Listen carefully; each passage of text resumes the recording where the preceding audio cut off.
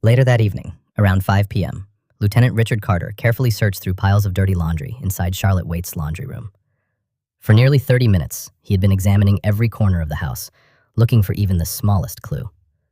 Suddenly, his eyes stopped on two white towels stained with dark reddish-brown spots that looked disturbingly similar to drying blood. Without wasting a second, he called over a forensic officer and ordered the towels to be taken as evidence. He still couldn't confirm whether the blood belonged to Charlotte, but if it did, it might become the key piece of evidence in the entire case. After inspecting the entire house, Carter had already started forming a strong theory in his mind. There were no signs of forced entry anywhere. The television, expensive items, and valuables were untouched.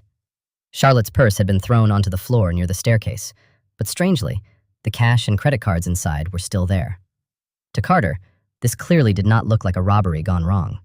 Instead, it felt staged, almost as if someone had tried to make the crime scene look like a robbery after the murder had already happened. In Carter's mind, one thing became increasingly clear.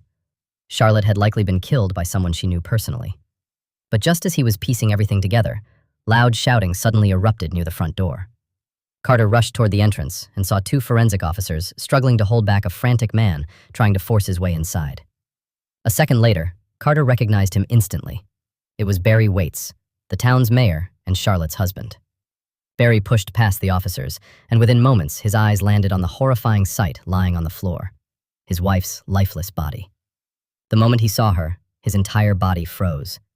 His breathing became rapid and uneven as panic completely took over him. Carter didn't try to stop him. Instead, he gently held Barry by the arm, guided him into the living room, and sat him down on the couch, trying to calm him. But Barry could barely breathe. He clutched his chest tightly and bent forward in pain. For a moment, Carter feared the mayor was suffering a heart attack. "Call an ambulance now!" Carter shouted. A few hours later, around 8 p.m., Lieutenant Carter arrived at the local hospital. He flashed his badge at the front desk and asked to see Barry Waits.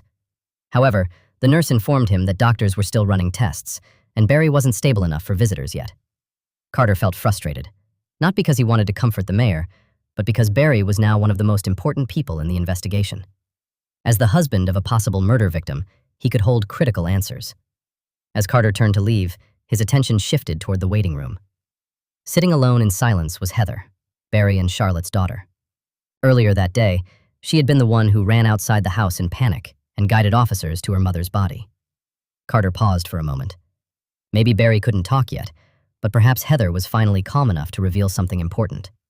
As Carter slowly walked toward her, Heather looked up nervously, and before he could even ask a question, he noticed fear written all over her face.